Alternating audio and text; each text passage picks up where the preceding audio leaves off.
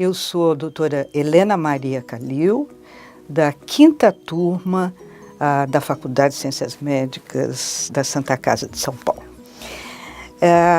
Eu vim de Barretos, interior de São Paulo, e meus pais tiveram uma influência muito grande, acho que maior do que eu acreditava naquela época. No seguinte sentido, meu pai era filho de imigrantes que vieram, né, da Síria ou Líbano, porque as fronteiras lá naquela época não eram delimitadas como são hoje. E meu pai tinha aquela filosofia, aquela meta, não filosofia, meta de proporcionar estudo para os filhos crescerem na vida. E ele fez. Nós somos 5 irmãos, todos fizeram faculdade, tem um irmão médico também, ortopedista, que trabalha na Rede Sara de Brasília. E, enfim, quer dizer, a maioria, ou se não todos, foram para a área biológica. Tem uma irmã enfermeira, tenho outra que fez biomedicina, bom, mas focando mais. E a mãe, que está viva até hoje, vai fazer 95 anos, veio de uma família muito numerosa, viveu na zona rural, perto de Barretos, e o avô, quando os filhos estavam na idade escolar, montou uma casa e os filhos iam para a cidade. Bom, enfim, minha mãe se tornou uma professora, exerceu na zona rural, e ela gostava muito de ler, quer dizer, então ela se tornou uma pessoa culta, que estimulou muito a leitura e a formação. Por que a escolha da medicina? Na verdade, eu escolhi medicina, como eu disse, por influência deles, no seguinte sentido. Em Barretos não existia o chamado curso colegial. E então, ambos foram estudar na cidade próxima, Jaboticabal, fazendo o colegial científico com a meta de fazer medicina.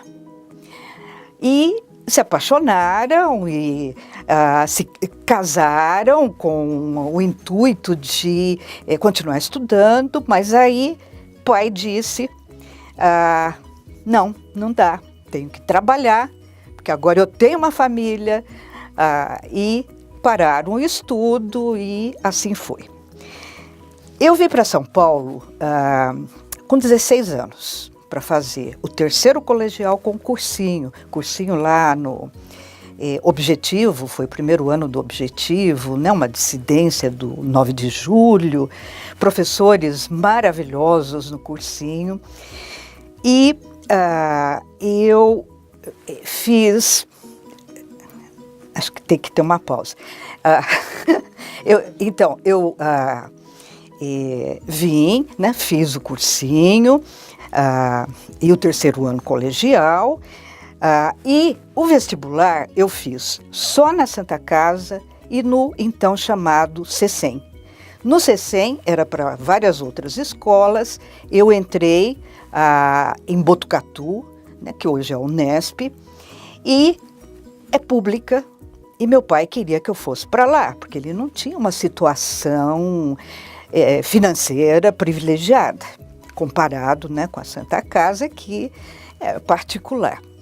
Mas, pelo meu ano de vivência em São Paulo, onde eu me adaptei muito bem, né, e pelo que eu sabia já das escolas médicas, né, nesse ano de cursinho, eu tentei convencer meu pai que não, eu queria ficar na Santa Casa.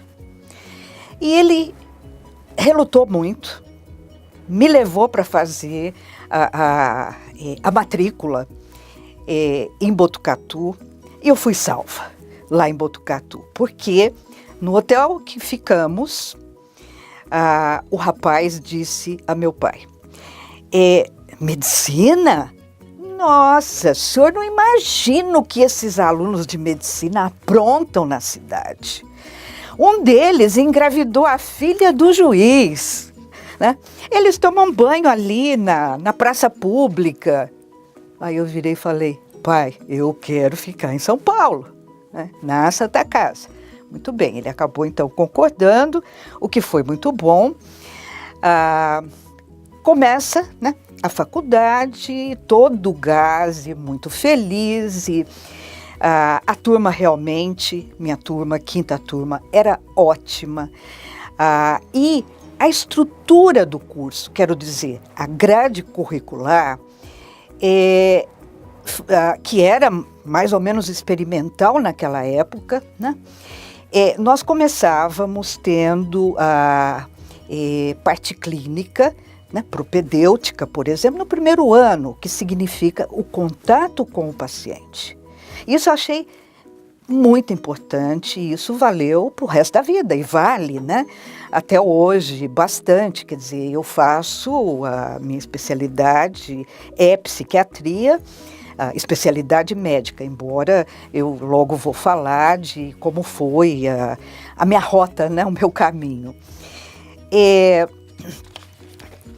Voltando à vivência na Santa Casa, além da propedêutica, no primeiro ano, psicologia médica. E eu comecei a me interessar muito. Bom, segundo ano, neurofisiologia. Eu disse, mas isso é fantástico. O nosso professor foi um neurologista que veio da USP, que tinha feito a constatação da morte cerebral para o primeiro transplante cardíaco no país. Bom, era realmente muito interessante. E no departamento de ciências, era biológicas ou fisiológicas, nem me lembro bem, onde estava a farmacologia. E na farmacologia, o professor Carline, que era o professor de farmacologia, ele já tinha uma equipe multidisciplinar, com psicólogos, médicos, e, bom, principalmente isso no começo, né? Quer dizer, ele era ainda relativamente jovem, ele vive ainda, o que aconteceu, né? Quer dizer, foi que um dos médicos assistentes do professor Carline era psiquiatra. E a gente ia almoçar junto, andava por aqui, ia para a toca, tomar café e ficava lá, falando da vida, cinema, arte, política, que era barra pesada naquela época, né, que vivíamos sob a ditadura. E tinha muitas manifestações aqui perto, na rua Maria Antônia, onde tinha filosofia da USP, do outro lado, Mackenzie, e grandes demonstrações. O líder, presidente da UNE naquela época era o José Dirceu. Bom, enfim, nós montamos uma estrutura, quer dizer, não é estrutura, nós montamos assim mais ou menos um plano que era, quando tinha manifestação, alguns colegas que eram mais ativos iam à manifestação e nós ficávamos de retaguarda, né, no pronto-socorro para atender quem chegasse ferido, né? Isso era uma experiência ímpar, na verdade, né? Quer dizer, a gente no segundo, 67, 68, esse ano, né? Isso também contribuiu muito, né? Quer dizer, a gente ajudando já no pronto-socorro, com a supervisão dos residentes, dos assistentes, mas outro aprendizado que foi realmente fantástico. Voltando ao professor Carline, né, e ao psiquiatra assistente dele, professor Breda, além de que conversávamos muito, eu expus, né, algumas dúvidas que eu tinha. Devo dizer também que tinha um outro curso, além de neurofisiologia, que era psicologia profunda, que era como que uma introdução à psicanálise, né? Então, eram praticamente dois opostos, né? De um lado, estava começando a se dividir a psicanálise e uma abordagem mais, digamos, biológica, né? Talvez naquela época nem era entendido dessa forma, mas eu acho que eu vou tentar focar como foi que isso aconteceu na minha vida, né?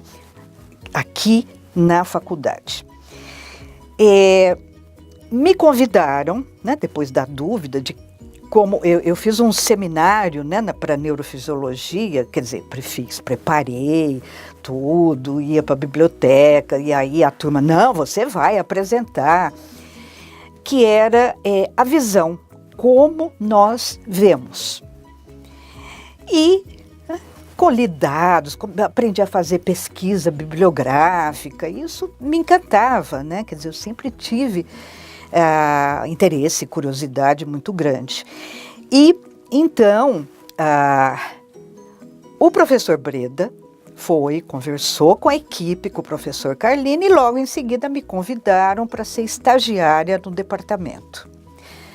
E aí, como estagiária, eu logo recebi uma bolsa de iniciação científica e comecei a aprender metodologia científica, participar de discussões, seminários, né, desse grupo. E isso me encantava, quer dizer, cheguei a publicar um primeiro trabalho científico nessa época, segundo ano da faculdade, do segundo para o terceiro, né? Bom, aí a vivência, né, por aqui sempre foi muito boa. E nós tivemos o privilégio, não sei se isso continua, de ter o internato no 5º e no 6º ano. E o 6º ano era optativo, opcional. E então eu pedi à faculdade, à diretoria, que eu queria ir para psicofarmacologia. Opa, faltou um pedaço. Por que psicofarmacologia? Porque o professor Carlini, aqui foi professor de farmacologia, mas o interesse dele, a pesquisa dele era em psicofarmacologia.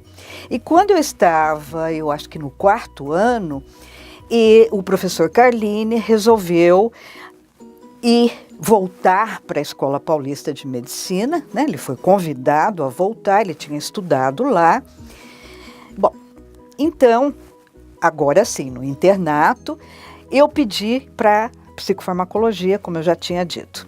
Então, hoje eu acho que sabiamente a diretoria, os professores da faculdade foram muito sábios, porque disseram, olha, é uma subespecialidade psicofarmacologia. O que nós vamos conceder é 3 meses de clínica médica, 3 meses de neuroanatomia com o professor Maffei, o que foi maravilhoso, porque o professor Maffei era único, né, com as teorias dele, com a ênfase que ele colocava em tudo. Aliás, o Carlini é meio assim também, né? E daí, os outros 6 meses eu podia ir para a Escola Paulista de Medicina. Bom, então, na parte de clínica, na parte da 3 meses de clínica, o professor Guedes convidou um grupo pequeno de alunos para ir para Miracema do Norte, onde tinha um pequeno grupo formado na 1ª, 2ª turma aqui da faculdade, que estavam trabalhando nessa cidade, assumiram, né, todo o sistema de saúde, inclusive tinha um pequeno hospital, um ambulatório, e lá fomos nós, né, passar um mês lá participando com a supervisão desses colegas, né, de tudo o que acontecia né, na cidade, quer dizer, em termos de serviço ambulatorial, hospitalar, inclusive pequenas cirurgias. Bom, foi realmente uma experiência fantástica, apesar de que nós fomos de ônibus pela Belém-Brasília, que era de chão batido naquela época, né? Então, para chegar até lá foi nada de avião, né? Nem pensava nisso. E então, no final desses 6 meses de clínica e neuroanatomia, eu mesmo parei e disse, e agora? O que eu quero? Eu quero ir para clínica mesmo, ou eu quero ir para pesquisa, para psicofarmacologia? Aí fui conversar com o professor Carlini. E ele, né, expliquei, contei essas histórias, e ele me disse, Lena, se você tivesse vindo aqui para me dizer que estava em dúvida entre neuropsicofarmacologia, né, e pesquisa, e cirurgia plástica, eu ia te dizer, vai fazer plástica, vai ganhar dinheiro, né? Bom, enfim, eu fui, né, já disse, para a EPM, e da pesquisa eu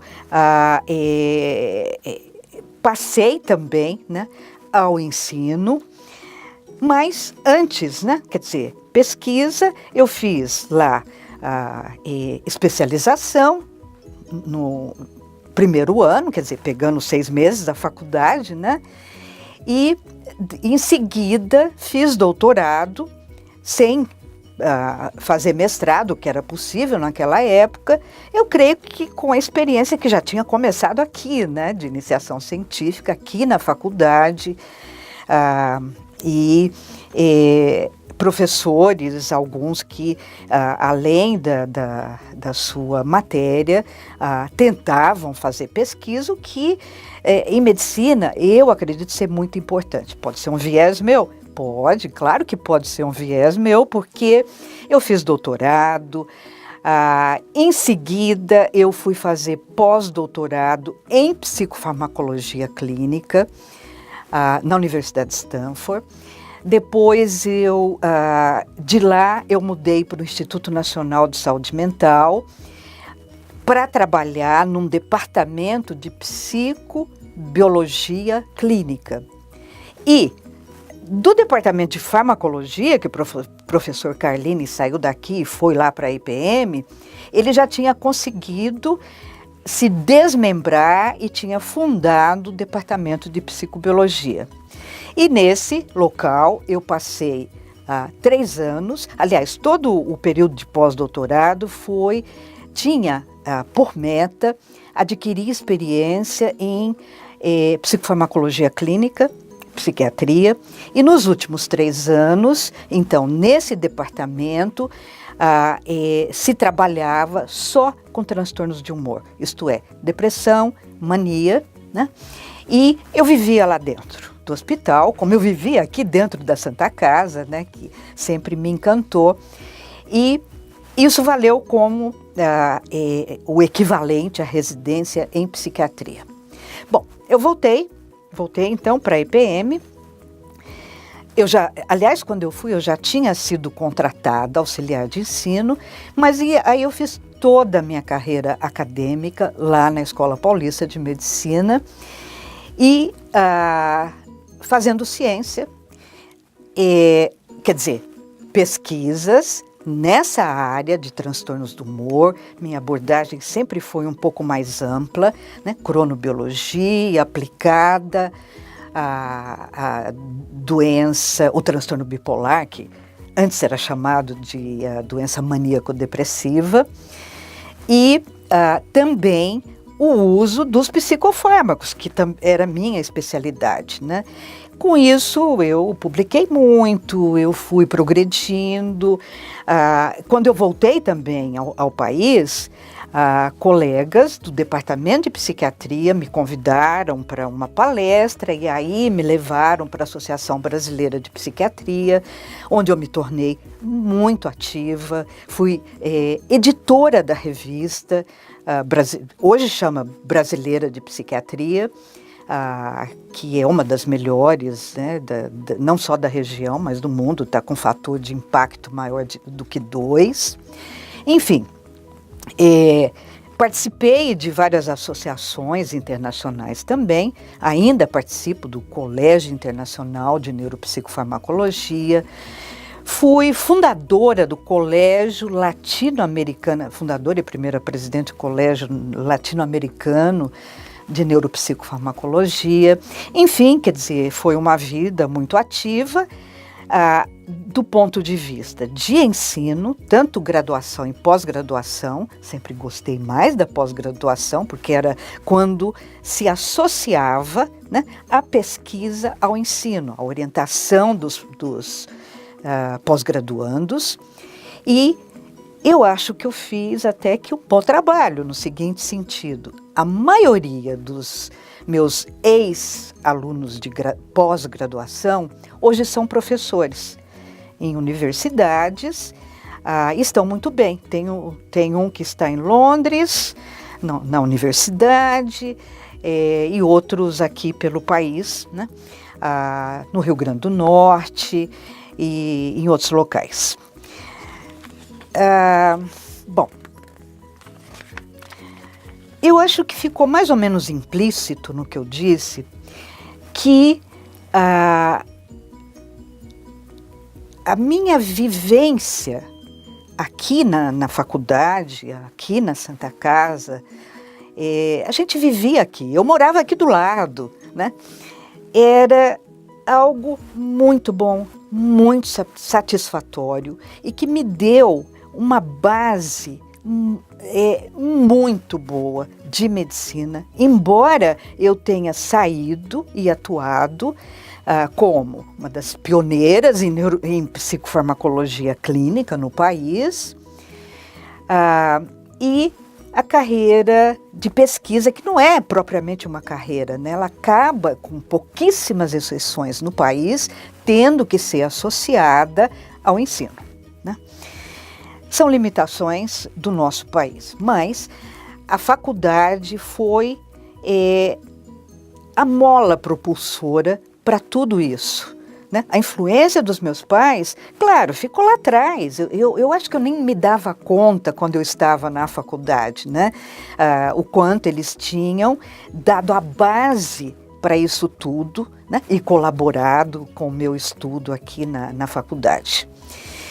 E então, como eu, depois de um tempo, apesar de fazer tempo integral, trabalhar na universidade em tempo integral, eu comecei a fazer clínica, isto é, a atender como psiquiatra, né? Que eu também, né, tenho como se diz, título de especialista em psiquiatria, RQE, quer dizer, todos os requisitos, e comecei a trabalhar na minha área de experiência.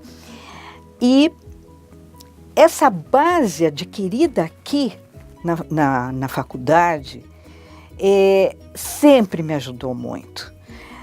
Não só pela base clínica que a faculdade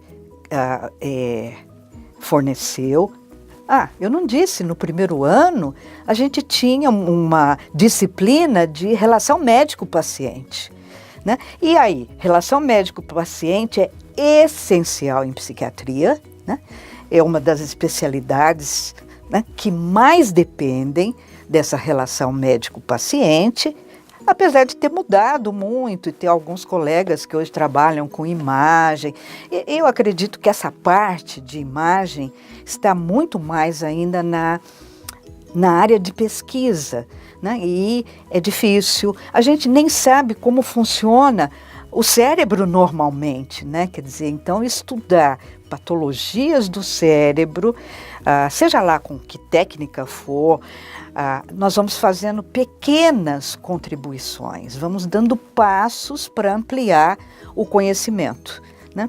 Mas, na minha carreira acadêmica, lá na Escola Paulista de Medicina, cheguei a professora titular participei de muitas comissões, comissão de ética médica, e eu acho que isso tudo, mais uma vez eu digo, foi proporcionado, né, pela faculdade, quer dizer, a mola propulsora para toda essa minha carreira, e que eu acho que, além de ter contribuído como professor, eu já disse, contribuí na clínica psiquiatra, e contribuí também atuando na Associação Brasileira de Psiquiatria, na formação, ou não é propriamente formação, na reciclagem de colegas psiquiatras em psicofarmacologia, que era recente naquela época. Né? Quer dizer, eu me formei em 72, né? Não sei se eu tinha falado, me formei em 1972, e a psicofarmacologia era muito nova. Os psicofármacos foram desenvolvidos, os primeiros, no final da década de 50. Então, era uma especialidade que tinha o quê? Pouco mais de uma década. E aqui no país, tudo demorava, né? Muito mais para chegar. Eu digo isso porque, por exemplo, quando eu fui para o meu pós-doutorado, só tinha telex e telefone comum, né? Telefone comum era muito caro. E telex era uma comunicação com a diretoria da Escola Paulista de Medicina, que chamava o professor Carline, né, para passar informação e daí por diante. Hoje nós temos, né, todo mundo sabe, internet, WhatsApp, bom, enfim. Então, naquela época, a comunicação era muito difícil. Só tinha telex ou telefone comum. O telefone comum era muito caro. E o telex, eu me comunicava com a diretoria da Escola Paulista, que daí passava para o professor Carline, e totalmente diferente de hoje, né, que o acesso à comunicação é rápido e a grande maioria da população até já tem esse acesso. E hoje, por exemplo, em pesquisa se trabalha em grupos internacionais, estudos multicêntricos, o que também facilita o desenvolvimento da pesquisa aqui no país. Então, muito diferente daquele tempo, né, em que a psicofarmacologia, né, era uma nova especialidade ou subespecialidade. E então, voltando, eu acabei contribuindo com a formação metodológica em pesquisa, com o conhecimento em psicofarmacologia e transmitindo esse conhecimento aos meus colegas psiquiatras. Não só em congressos, jornadas, mas sendo convidada para aulas, para dar minicursos. Inclusive, fui convidada para dar um minicurso na Universidade Federal do Rio de Janeiro. Então, assim, não era só nos locais mais distantes, como Federal do Rio Grande do Norte, Federal do Ceará. E isso, né, me deu uma base também muito grande. E eu também devo dizer que, apesar de a minha prática clínica ser psiquiatra, eu faço psiquiatria clínica, principalmente, né, cuidando de pacientes com depressão, com mania, e foi uma época em que eu trouxe informações sobre o uso do primeiro estabilizador do humor, né, para pacientes com doença maníaco-depressiva, né, que começaram a ser tratados com lítio, e com isso se conseguia estabilizar e a pessoa passar bem a maior parte da sua vida, desde que tivesse uma boa adesão ao tratamento. Então foi uma contribuição muito importante. Criei com um colega lá organizamos um departamento específico, né, para atender pacientes com esse transtorno hoje chamado bipolar.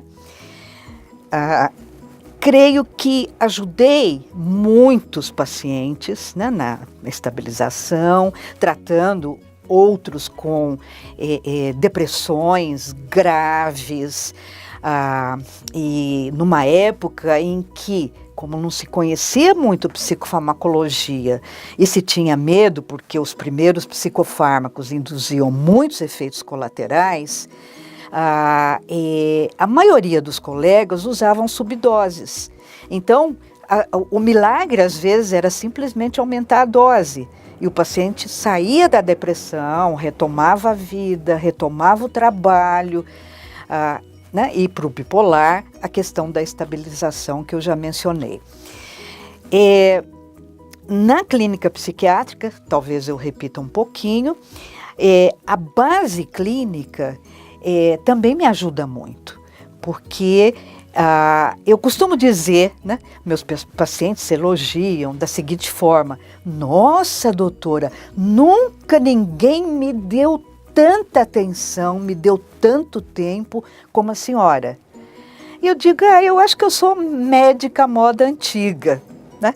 Eu faço uma boa anamnese, quer dizer, história pessoal, familiar, e isso às vezes permite encontrar outras patologias que estão provocando a depressão, né? Ajudar também a buscar, né? Quer dizer, o paciente está em tratamento comigo, né, como psiquiatra, e aí me traz uma queixa, outra, né, que não é psiquiátrica, isso não é sintoma da patologia mental, e me diz, olha, eu estou com isso, eu estou com aquilo. Eu falei, bom, né, estava com muito prurido, né, no dorso, e aí associava com ter ido à praia e alguma coisa, né, um bicho que passou. Eu disse, nossa, o que você fez? Eu fiz isso, eu fiz aquilo. Eu falei, posso ver? Pode, doutora, né? Me mostrou e falei, olha, eu acho que isso é herpes zoster. Aí mais tarde, ela já tinha marcado a consulta, né, com outro colega, ela entra em contato e me diz, doutora, a senhora acertou o diagnóstico. Bom, é um diagnóstico fácil? Nem sempre, né? Novamente, quer dizer, a formação clínica que eu tive foi maravilhosa. Eu acho uma pena que muita coisa mudou ao longo desses, oh meu Deus, quase 50 anos. E nesse tempo, muito dessa abordagem focada muito na relação médico-paciente vem se perdendo, a medicina vem se tornando mais mercantilizada. Muitos colegas se especializam em imagem e perdem a visão total, global do paciente, né? E como eu já tinha comentado, eu acho que, infelizmente, isso é lamentável, né? Porque o paciente acaba, eu vejo isso na clínica, né, indo, às vezes, de um médico para outro, quando uma boa avaliação teria feito o encaminhamento correto, né, para outro especialista, eu quero dizer. E assim, de um modo geral, né, o país progrediu bastante. Eu falei dos estudos multicêntricos, de redes, né, de estudos epidemiológicos. Por outro lado, essa subespecialização vem dificultando muito.